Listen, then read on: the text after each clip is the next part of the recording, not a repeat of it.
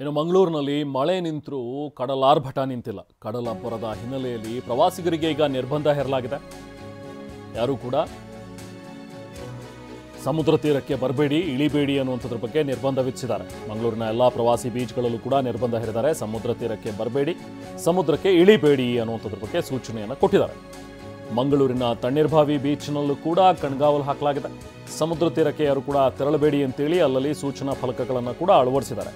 ಸಮುದ್ರ ತೀರದುದ್ದಕ್ಕೂ ಹಗ್ಗದ ತಡೆಬೇಲಿಯನ್ನು ಕೂಡ ನಿರ್ಮಾಣ ಮಾಡಿದ್ದಾರೆ. ಜೊತೆಗೆ ಕೆಂಪು ಫ್ಲಾಗ್ಗಳನ್ನು ಅಳವಡಿಸಿ ಅಪಾಯದ ಎಚ್ಚರಿಕೆ ಸಂದೇಶವನ್ನು ನೀಡಿದ್ದಾರೆ. ಸೊ ಹಾಗಾಗಿ ನೋಡಿ, ಅಲ್ಲಿ ಒಂದು ದೃಶ್ಯದಲ್ಲಿ ನೋಡ್ತಾ ಇದ್ದೀವಿ ಕಡಲ ಅಬ್ಬರ ಹೇಗಿದೆ ಅಂತೇಳಿ. ಮಳೆ ಇನ್ನೂ ಕೂಡ ಬರುವಂತಹ ಸಾಧ್ಯತೆಗಳಿವೆ. ಸೊ ಹಾಗಾಗಿ ಯಾವುದೇ ಕ್ಷಣದಲ್ಲಿ ಬೇಕಾದರೂ ಸಮುದ್ರ ಪ್ರಕ್ಷುಬ್ಧಗೊಳ್ಬೋದು. ಸೊ ಹಾಗಾಗಿ ಇಲ್ಲಿಗೆ ಹೋಗೋದು ಡೇಂಜರ್. ಸೊ ಯಾರೂ ಕೂಡ ಹೋಗಬೇಡಿ ಅಂತ ಹೇಳಿದ್ದಾರೆ. ಸೊ ಅಲ್ಲಲ್ಲಿ ಆ ಶೆಡ್ಗಳನ್ನೇನು ನಿರ್ಮಾಣ ಮಾಡಿದರೆ ಅಲ್ಲೇ ಇದ್ದಾರೆ ಪ್ರವಾಸಿಗರು ಹೋಗಿರೋರು. ಸ್ಥಳದಿಂದ ನಾವು ಪ್ರತಿನಿಧಿ ಅಶೋಕ್ ಪೂಜಾರಿ ಮತ್ತಷ್ಟು ಡೀಟೇಲ್ಸ್ ಕೊಟ್ಟಿದ್ದಾರೆ, ಬನ್ನಿ ನೋಡೋಣ. ಮಂಗಳೂರಿನಲ್ಲಿ ಮಳೆ ಆರ್ಭಟ ಕಡಿಮೆ ಆದರೂ ಕೂಡ ಕಡಲಬ್ಬರ ಹೆಚ್ಚಾಗ್ತಾನೆ ಇದೆ. ಅರಬ್ಬಿ ಸಮುದ್ರ ಸಾಕಷ್ಟು ರಫ್ ಆಗಿರುವ ಕಾರಣಕ್ಕಾಗಿ ಪ್ರವಾಸಿಗರಿಗೆ ಸಮುದ್ರಕ್ಕೆ ಇಳಿಯದಂತೆ ನಿರ್ಬಂಧವನ್ನು ವಿಧಿಸಲಾಗಿದೆ. ಹೀಗಾಗಿ ಮಂಗಳೂರಿನ ತಣ್ಣೀರ್ಬಾವಿ ಏನು ಬೀಚ್ ಏನಿದೆ ಅಲ್ಲಿಯೂ ಕೂಡ ಪ್ರವಾಸಿಗರಿಗೆ ನಿರ್ಬಂಧವನ್ನು ವಿಧಿಸಲಾಗಿದೆ. ನಾನೀಗ ಅದೇ ಒಂದು ಬೀಚ್ನಲ್ಲಿದ್ದೇನೆ. ನೀವು ಗಮನಿಸಬಹುದು, ಇದು ಮಂಗಳೂರಿನ ಪ್ರಸಿದ್ಧ ಪ್ರವಾಸಿ ಬೀಚ್ ಆಗಿರ್ತಕ್ಕಂಥ ತಣ್ಣೀರ್ಬಾವಿ ಬೀಚ್.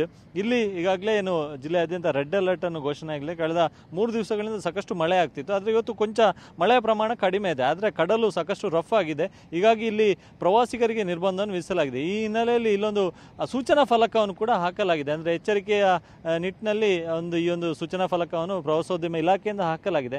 ಪ್ರಮುಖವಾಗಿ ಜಿಲ್ಲೆಯಾದ್ಯಂತ ರೆಡ್ ಅಲರ್ಟ್ ಘೋಷಣೆ ಆಗಿದ್ದು ವ್ಯಾಪಕ ಮಳೆಯಾಗುವ ಸಾಧ್ಯತೆ ಇದೆ ಎನ್ನುವಂಥದ್ದನ್ನು ಕೂಡ ಹೇಳಿದ್ದಾರೆ. ಹೀಗಾಗಿ ಸಮುದ್ರ ತೀರಕ್ಕೆ ತೆರಳುವುದನ್ನು ನಿಷೇಧಿಸಲಾಗಿದೆ. ಹೀಗಾಗಿ ಇಲ್ಲಿ ಯಾರೂ ಕೂಡ ಸಮುದ್ರಕ್ಕೆ ಇಳಿಯದಂತೆ ಕಣ್ಗಾವಲನ್ನು ಇರಿಸಲಾಗಿರುವಂಥದ್ದು.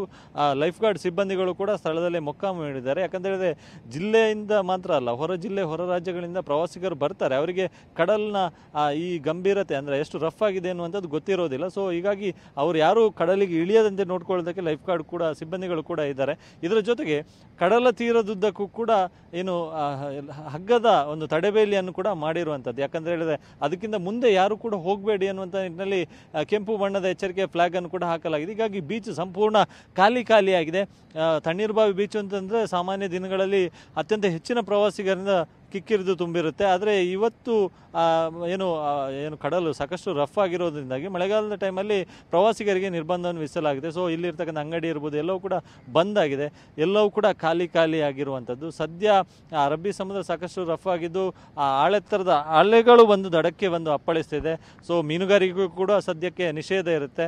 60 ದಿವಸಗಳ ಕಾಲ ಅಂದರೆ ಜೂನ್ನಿಂದ ಆಗಸ್ಟ್ 1ರವರೆಗೂ ಕೂಡ ಈ ಒಂದು ಮೀನುಗಾರಿಕೆ ಕೂಡ ನಿಷೇಧ ಇರುತ್ತೆ. ಸೊ ರಕ್ಕಸ ಗಾತ್ರದ ಅಲೆಗಳು ಬಂದು ದಡಕ್ಕೆ ಬಂದು ಅಪ್ಪಳಿಸಿದೆ. ಸೊ ಸಮುದ್ರಕ್ಕೆ ಇಳಿದಂಥ ಸಂದರ್ಭದಲ್ಲಿ ಸಾಕಷ್ಟು ಅಪಾಯ ಎದುರಾಗುವಂಥ ಸಾಧ್ಯತೆ ಇದೆ.